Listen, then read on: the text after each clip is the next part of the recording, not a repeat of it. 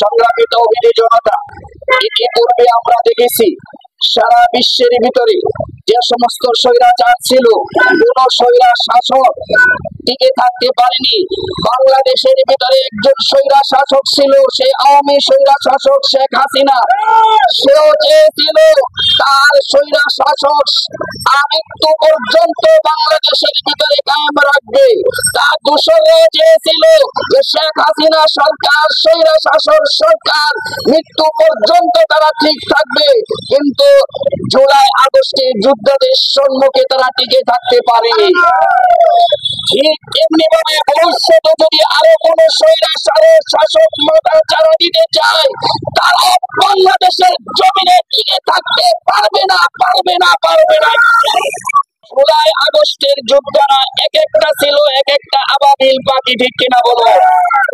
যেমনি ভাবে আবাবিল নামক পাখি বাদশাহ আব্রাহাকে এবং তার সৈন্যবাহিনীকে ধ্বংসস্তূপে পরিণত করে দিয়েছিল, ঠিক তেমনি ভাবে জুলাই আগস্টের যোদ্ধারা, ছাত্র জনতা, মাদ্রাসার ছাত্র শিক্ষকরা, তারাও সেই স্বৈরা শাসককে আবাবিল নামক পাখির মতো রাস্তায় নেমে বুকে তাজা রক্ত দিয়ে তারা দ্বিতীয়বার দেশটাকে আবার স্বাধীন করে দিয়েছে আমাদের জন্য, ঠিক কিনা বলো?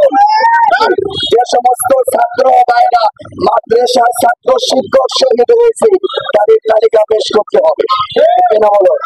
তাদের তালিকা জনসম্মুখে পেশ করতে হবে।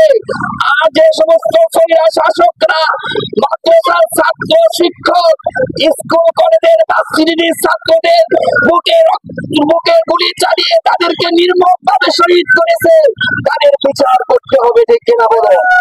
যতদিন পর্যন্ত এদের বিচার না হবে, ততদিন পর্যন্ত বাংলাদেশের ভিতরে কোন নির্বাচন করতে দেওয়া হবে না, ঠিক কিনা বলো?